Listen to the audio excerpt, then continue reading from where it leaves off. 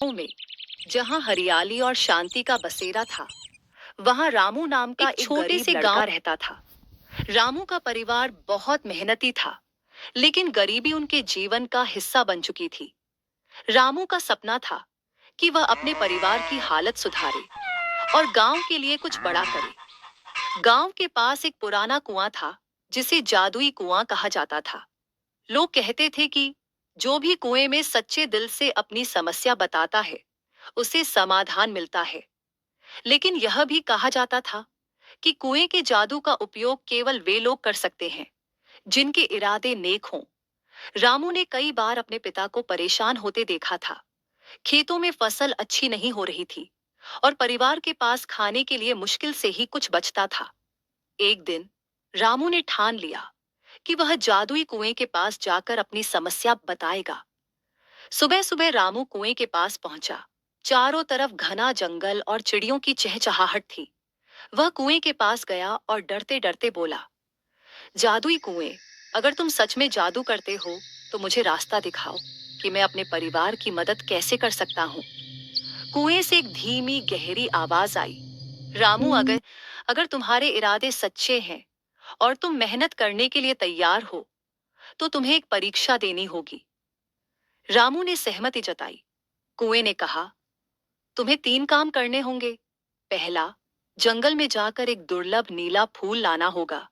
दूसरा, गांव के सबसे बूढ़े व्यक्ति से एक सीख लेकर आनी होगी। तीसरा, गांव के बच्चों के साथ कुछ ऐसा करना होगा जिससे वे खुश हो जाएं।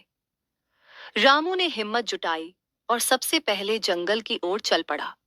वह दिन भर जंगल में भटकता रहा, लेकिन उसे नीला फूल नहीं मिला। थका हारा जब वह लौटने ही वाला था, तभी उसे एक छोटी चिड़िया ने दिखाया कि वह फूल कहाँ है। रामू ने फूल तोड़कर धन्यवाद दिया और अगले काम के लिए गांव लौटा। गांव के सबसे बूढ़े व्यक्ति दादाजी से मिलने के लिए रामू उनके घर गया। दादाजी ने कहा, रामू, जीवन में सबसे बड़ी सीख यह है कि कठिनाई में भी इंसान को धैर्य और साहस नहीं छोड़ना चाहिए। यह बात रामू के दिल में गहराई से उतर गई। आखिरी काम के लिए रामू ने गांव के बच्चों को इकट्ठा किया और अपने खेत की खाली जमीन पर उनके लिए झूले और एक छोटा बगीचा बनाया। बच्चों की हंसी और खुशी से रामू का दिल भर आया। रामू ने तीनों काम पूरे किए और फिर से जादुई कुएं के पास गया। कुएं ने उसे आशीर्वाद दिया और कहा, रामू, तुम्हारी मेहनत और नेक इरादों की वजह से मैं तुम्हें एक वरदान देता हूँ। जो खेत अब तक बंजर थे, वे हरे भरे हो जाएंगे और तुम्हारे गांव में खुशहाली आएगी।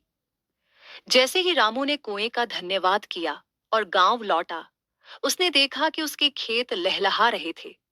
धीरे धीरे गांव में समृद्धि बढ़ने लगी। रामू ने न केवल अपने परिवार की स्थिति सुधारी, बल्कि गांव के बच्चों को पढ़ाने और गांव की भलाई के लिए काम करना शुरू किया। यह कहानी हमें सिखाती है कि सच्चे इरादे और मेहनत से कोई भी समस्या हल हो सकती है।